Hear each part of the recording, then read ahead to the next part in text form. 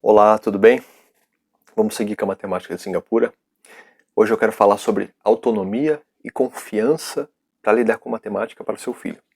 Que pai que não deseja ver seu filho lidar com a matemática com confiança e autonomia? Assim como que professor não deseja ver seus alunos se desenvolverem e compreender bem os conceitos. Pois esse é o objetivo declarado do método de matemática de Singapura. E não é à toa que a cidade-estado tem hoje os melhores alunos de matemática do mundo. Lá, as crianças são continuamente incentivadas a lidarem com problemas cujas soluções não envolvem necessariamente a aplicação mecânica de uma fórmula que elas muitas vezes nem entendem. Também, as linhas pedagógicas de Singapura, elas têm muito forte, muito arraigadas essa crença no potencial da criança. De forma que quando você compara o currículo de matemática de Singapura com o currículo de outras potências econômicas mundiais, o currículo de Singapura é mais avançado.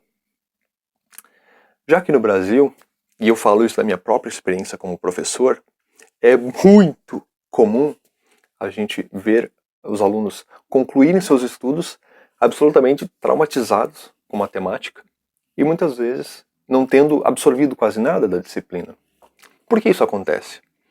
Bem, nós temos vários problemas, desde questões estruturais, como, por exemplo, a desproporção dos recursos públicos destinados à educação superior e educação básica, até mesmo as linhas pedagógicas que norteiam nossos currículos, que muitas vezes subestimam a capacidade das crianças de aprenderem e ensinam muitos conteúdos apenas tardiamente, e até mesmo a forma, efetivamente, como se ministra a disciplina de matemática nas salas de aula e principalmente a forma como a matemática é cobrada em prova, muitas vezes puramente abstrata.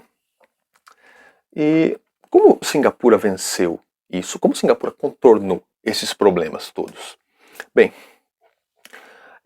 o método de Singapura, ele estruturou todo o ciclo básico de educação, que é a faixa dos 5 até os 11 anos de idade, de uma forma que as crianças elas aprendam bem o básico nesse estágio. Tá? Então, a gente tem que dizer aqui desde já que o método de matemática de Singapura ele não ensina nada de extravagante, nada assim inacessível, nenhuma fórmula mágica.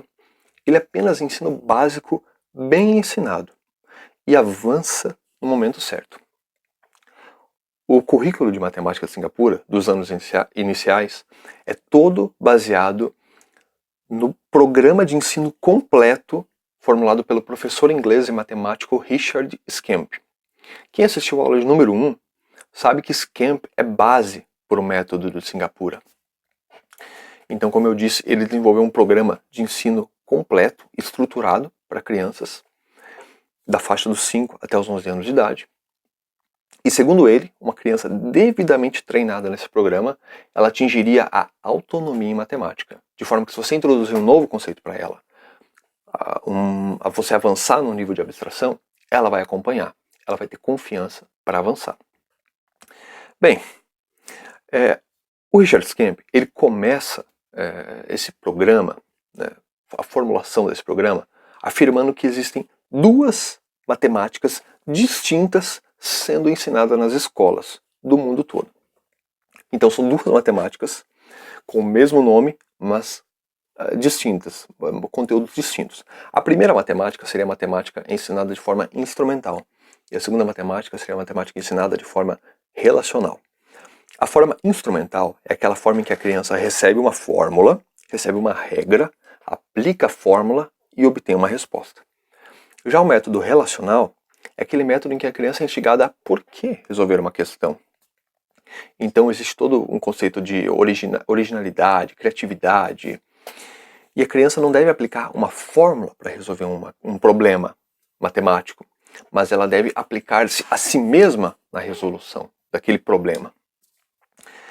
Você veja, quantas vezes eu vi nas escolas, foram uma, nem duas, foram várias, professores darem 0 para alunos em provas, zerar questões, etc., porque o aluno não aplicou a fórmula que foi dada em sala de aula. O aluno resolveu a questão, né, o professor ficou olhando feio porque ele acertou, mas dá 0, porque ele não usou a fórmula que deveria ter usado.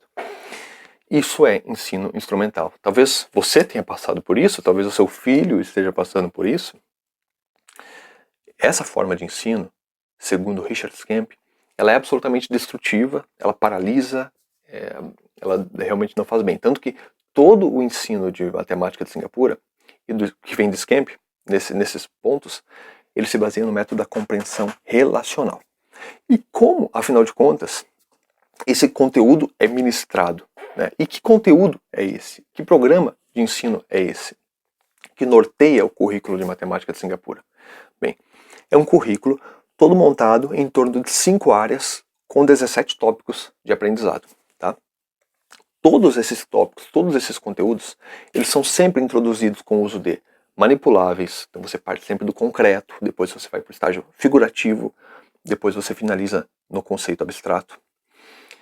Sempre com jogos, sempre com atividades lúdicas, sempre com atividades envolventes e desafiantes, sempre com mastery, então uma coisa de cada vez, sempre com avanço progressivo e sempre com honestidade intelectual. E esses conteúdos, afinal de contas, o que são? Quais são? Eu trouxe aqui, tem algumas anotações, tá? Bem, então, esses 17 tópicos são conjuntos, números e propriedades, números e histórias, adição, subtração, multiplicação, divisão, frações, formas, localização espacial, número e espaço, comprimento, área, volume, peso e massa, temperatura e tempo. Tá bom? E como se dá esse ensino, né? Então você veja, esses 17 tópicos, eles são divididos nessa faixa dos 5 aos 11 anos, e eles são ensinados com avanço progressivo, etc. Então, a título de exemplo, para crianças entre 5 e 6 anos, você ensina apenas conjuntos, números e propriedades, números e histórias, formas, localização espacial e número e espaço. Então, ordem numérica, qual vem antes, qual vem depois, esse é números e espaço. Tá? Outro exemplo, né, para deixar claro como funciona o método, contagem de números. A gente usa o avanço progressivo, então crianças de 5 a 6 anos, espera-se que elas contem até 10. Crianças de 6 a 7 anos, espera-se que elas contem até 100. Crianças de 7 a 8 anos, tem que contar até 1000. Crianças de 8 a 9 tem que contar até 10.000. E etc. Tá bom? Então, bem, esse é um treino, né? Você vai ensinar esses conteúdos para o seu filho. Seu filho vai ficar muito bom nessa matemática básica. E aos 11 anos ele vai ter terminado esse ensino. E aí, o que acontece então? Bem, nessa idade, as crianças em Singapura, elas passam por uma avaliação nacional, é uma prova. E essa prova, ela visa a detectar, identificar aptidões que essas crianças têm com determinadas disciplinas. Então a criança vai fazer a prova, se ela for muito bem em matemática, provavelmente ela tem aptidão com essa matéria. Então aí sim ela vai ser introduzida geometria analítica, trigonometria, números complexos, essas coisas que todo mundo tem medo. Agora, se a criança não for bem em matemática, ela pode ir bem em outra disciplina, ela vai ser direcionada para uma área que ela tem aptidão. E talvez até ela nunca mais receba um conteúdo novo de matemática na escola. Ela fique apenas nisso, nessa matemática básica. Por quê? Porque se crê que esse currículo ele é capaz de dar uma boa base de matemática para uma pessoa, para o resto de sua vida. Tá ok? Então, bem, é claro que o método de Singapura ele absorve Skamp, ele modifica, ele inclui algumas coisas, ele inclui estatística, ele inclui estudo de ângulos, etc. Mas a base é isso, tá bom? Bem, eu vou encerrar por aqui o vídeo, para não ficar muito extenso. Eu agradeço muito a você por ter assistido até agora. Espero de verdade que esse vídeo tenha te ajudado. E por favor, se você gostou, se inscreva no canal, dê um like no vídeo, deixe seu comentário.